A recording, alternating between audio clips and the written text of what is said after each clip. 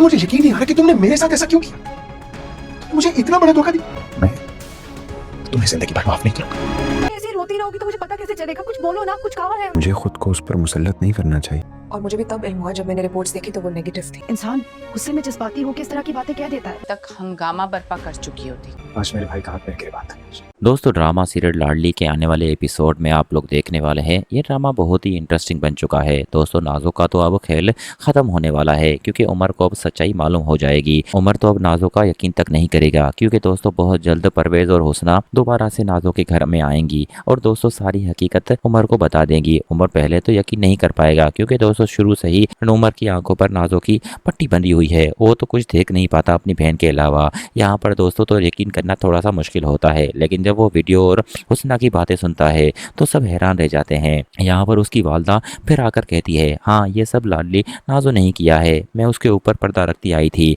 और इसाक साहब की डेथ भी इसी की वजह से हुई। दोस्तों सारे घर वाले सुनकर हैरान रह जाते हैं, खासकर उमर जो कि नाज़ो का इतना ख्याल रखता था और नाज़ो पर अंधा यकीन करता था। आज दोस्तों नाज़ो का खेल ही खत्म हो जाएगा, क्योंकि नाज़ो बहुत लोगों की जिंदगियां तबाह कर चुकी है। उसने अपने घर के साथ साथ रोहम की जिंदगी भी तबाह कर दी, क्योंकि रोहम अब पछता रहा है कि मैंने उससे शादी क्यों की, क्योंकि मुझे अगर पहले पता चल जाता तो मैं नाज़ो से कभी भी शादी ना करता, कि उसकी वजह से मेरी वालदा इतनी बीमार हो गई थी, जो कि मैंने कभी सोचा तक नहीं था। हालांकि दोस्तों रोहम की वालदा ने रोहम को सब कुछ बता दिया कि मुझे भी जो अलैदगी का कहा था वो भी नाज़ो नहीं कहा था। दोस्तों रोहम ये सब सुनकर हैरान रह जाता है कि नाज़ो ऐसा कैसे कर सकती है, एक बेटे को माँ से कैसे अलग कर सकती है। उसके बावजूद ही वो खामोश रही और कुछ नहीं कहा। वहीं दूसरी तरफ दोस्तों परवेज की बात पर शुरू में तो परवेज जब वो वीडियोस दिखाता है तो दोस्तों उमर के पैरों तले ज़मीन ही खिसक जाती है कि ऐसा भी हो सकता है। नाज़ो को मैंने कितना अच्छा इंसान समझा था और नाज़ो पर मैं कितना यकीन करता था, सारा यकीन मेरा मट्टी में मिला दिया।